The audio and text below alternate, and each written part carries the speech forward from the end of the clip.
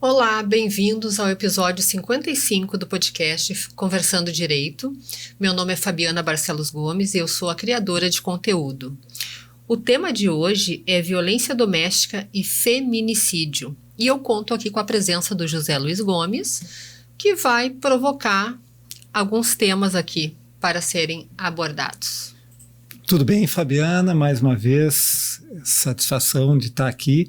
A gente está abordando mais uma vez o tema da violência doméstica, agora nesse novo formato do podcast, né, que tem vários episódios em áudio, né, no Spotify, mas eu queria entender, assim, eu entendo, mas queria que tu falasse um pouco mais, assim, desde quando tu se debruça sobre essa questão da violência doméstica contra a mulher, em termos, desde a tua formação, assim, desde quando isso é importante para ti e por que tu traz isso justamente tantas vezes no podcast?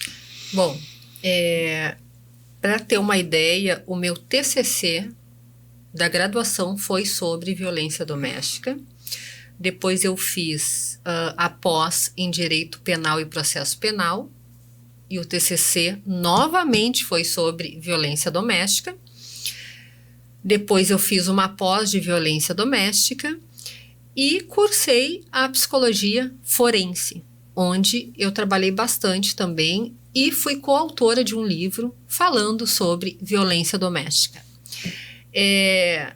Eu uso aqui o meu lugar de fala enquanto mulher, que antigamente aceitavam humilhações, apanhavam, nada acontecia.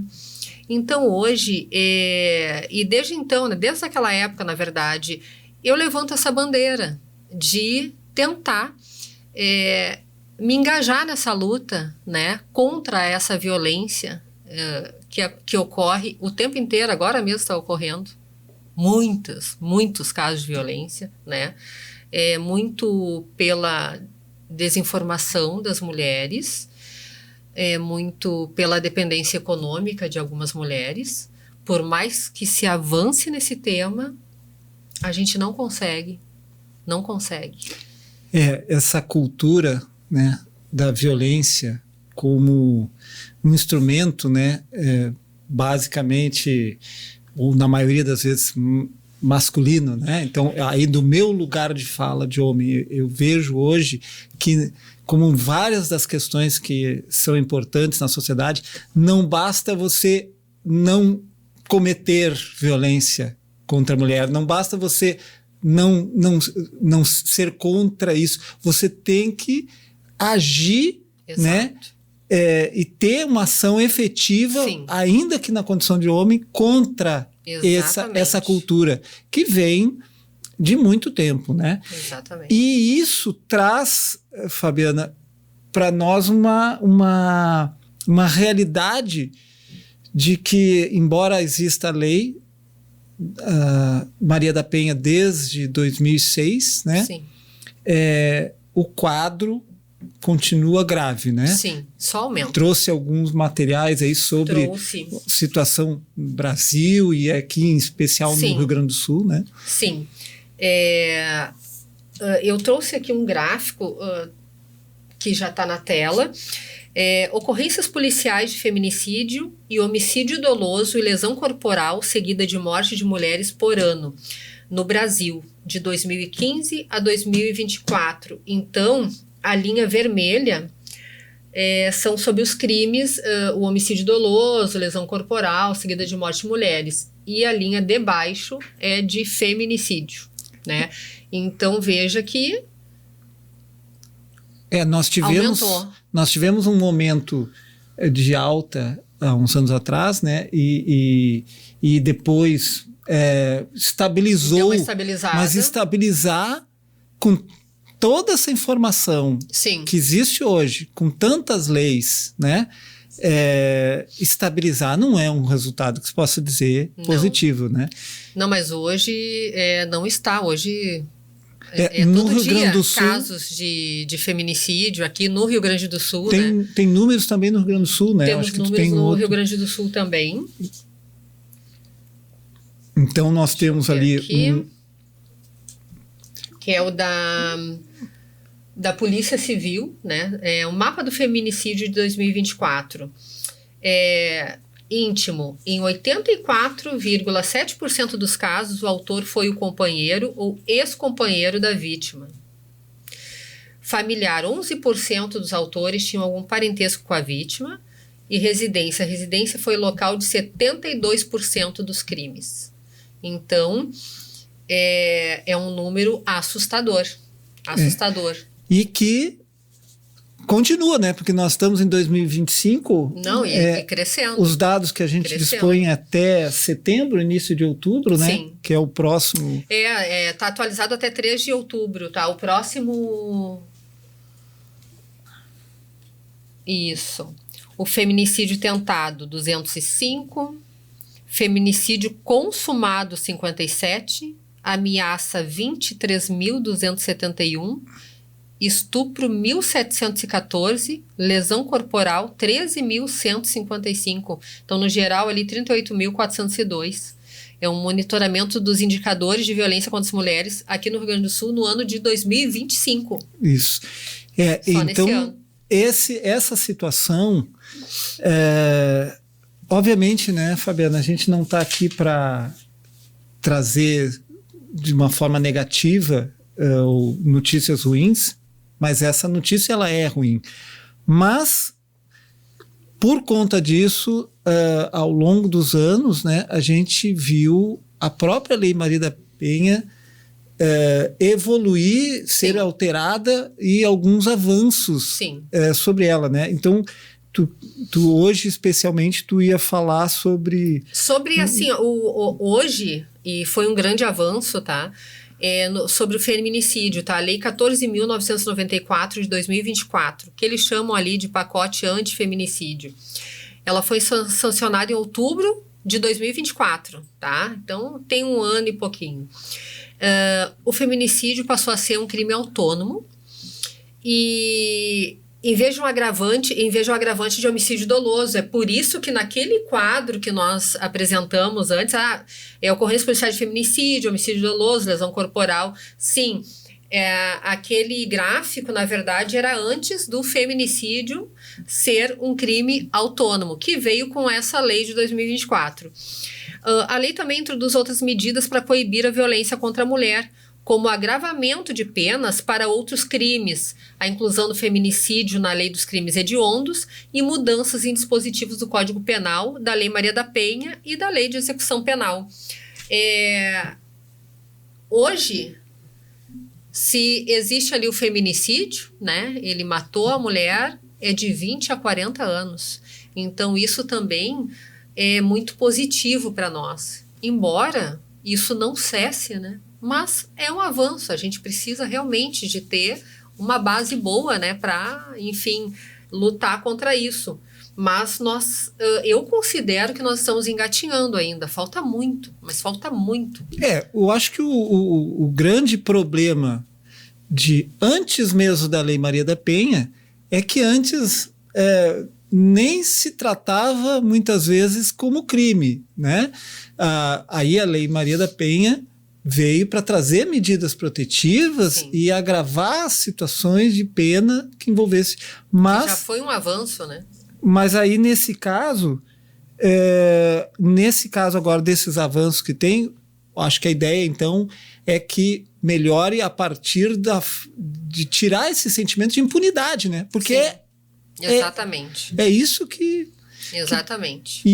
No caso, essa violência do feminicídio, eu acho que é a pior delas, né? Sim. As agressões, a violência física, né? Mas sim, tem outros tipos de violência também, né? Sim, temos muitos casos de violência patrimonial. A mulher é agredida, a mulher sai de casa com medo, porque se sente muito insegura. Às vezes ela reside onde parentes do agressor moram, né? Então, próximo, se sente muito insegura, sai de casa, se sujeita muitas vezes a fazer um acordo onde ela abre mão de tudo, porque simplesmente ela não tem noção dos direitos que ela tem. A mulher, muitas vezes, ela fica numa dependência econômica, né, do agressor. Então, tem a Lei 14.674 de 2023, que eu também considerei assim um avanço interessante nesse sentido, porque ela cria o auxílio aluguel como uma medida protetiva de urgência. Então, até 6 meses, ela garante a segurança habitacional da vítima, né, proporcionando, então, recursos para que ela possa se afastar do agressor. Sim, porque então, muitas já vezes... ajuda, porque a dependência financeira, nesses casos, faz com que muitas dessas mulheres, muitas vezes, peçam. Eu já atuei muito como assistente de acusação nos casos de violência doméstica, e as mulheres procuram o judiciário para pedir para retirar a medida protetiva, porque ela precisa comprar um medicamento que ela toma de uso contínuo, porque ela precisa de comida, porque ela precisa sustentar os filhos, e sem o agressor, sem o marido ou o companheiro, ela não tem como sustentar, enfim, e se manter. Porque muitas vezes ela vive num cenário ali de muita humilhação, esse agressor, que já é uma característica, mantém ali a mulher cuidando dos filhos em casa, presa, né? Sem poder, enfim, sem ter a sua autonomia. E aí, quando ela se vê nessa situação, né? Onde chega um ponto que não aguenta mais.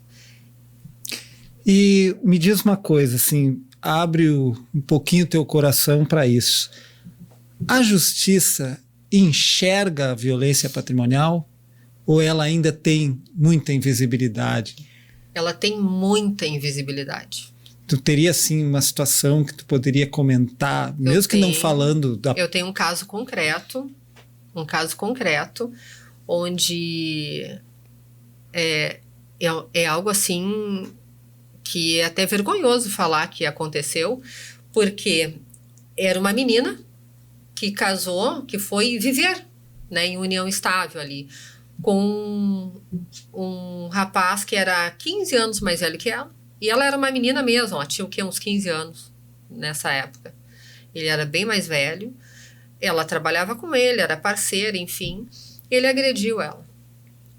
E aí ele chamou um amigo que era advogado e fizeram um acordo de reconhecimento, de solução de união estável, eles não tinham filhos. Ela abrindo mão de tudo, ela saiu sem nada. Ela estava numa aflição tão grande que ela saiu de casa por medo e assinou qualquer coisa e veio embora para Guaíba.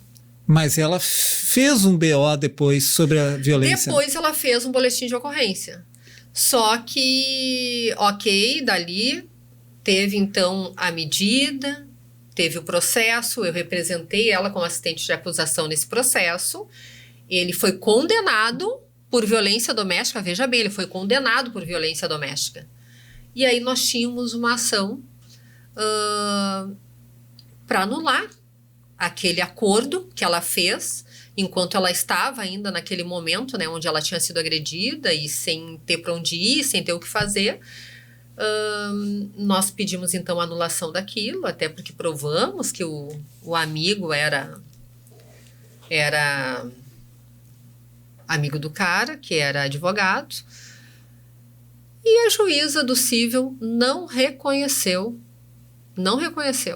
Mas a violência patrimonial que ocorreu, que foi dito naquela petição, naquele processo inteiro. Mas e o papel da polícia nesse caso? Não falhou? A polícia falhou totalmente nesse caso, porque cabe à autoridade policial conversar, tem que ter alguém habilitado. Tem locais onde não tem uma delegacia pronta para receber aquela denúncia, para acolher aquela ofendida, aquela vítima. Não tem essa estrutura.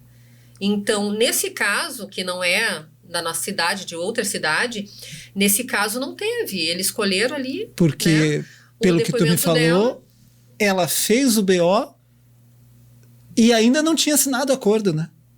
Não tinha assinado o acordo, exatamente. Então, assim, tu vê que foi falado sobre a violência patrimonial e a juíza de primeiro grau não viu. Vamos ver o que será no recurso. Mas a juíza de primeiro grau não enxergou isso, mesmo ele tendo sido condenado por violência doméstica, por ter agredido. Então, infelizmente, não avançamos. Me parece, muitas mulheres acham que a violência doméstica é tão somente agressão física, e não é. Elas são humilhadas diariamente, isso é violência doméstica, psicológica, e isso muitas vezes machuca muito mais do que um tapa. Então, assim, é por isso que é importante, por isso que no podcast anterior lá eu falei para ti, por que é importante, por que eu quero compartilhar o conhecimento, e vou fazer muitos outros episódios falando de violência doméstica, porque a informação é necessária, porque com tudo que tem aí, nós não avançamos. Então, a gente pelo menos precisa prestar essas informações, sabe? E eu acho que cabe a cada um de nós, enquanto sociedade, estar atentos, né? E acolher essas pessoas, ajudar. Eu quero deixar aqui, José, um telefone de contato, que é o 180, tá? Do Disque Denúncia. Então, presenciou qualquer tipo de situação que envolva a violência doméstica, para discar o 180. E eu quero passar aqui para vocês também, tem um número do WhatsApp que vocês podem também contatar, que é o 61 99 61 00 180. Então, estão aqui os canais, né, de denúncia, que eu acho que cabe a todos nós, né, cidadãos, agirmos, enfim, ajudar de alguma forma, né, a parte que nós podemos fazer essa. E eu agradeço muito a ter a oportunidade de estar aqui, né, no podcast, estar contigo, José, no podcast número 55. Agradeço a audiência de todos vocês e até o próximo podcast. Muito obrigado. Não esqueçam de nos seguir no Instagram, no @conversando_direito_, também no YouTube, e seguir e clicar no sininho para receber notificações dos próximos episódios. Até a próxima.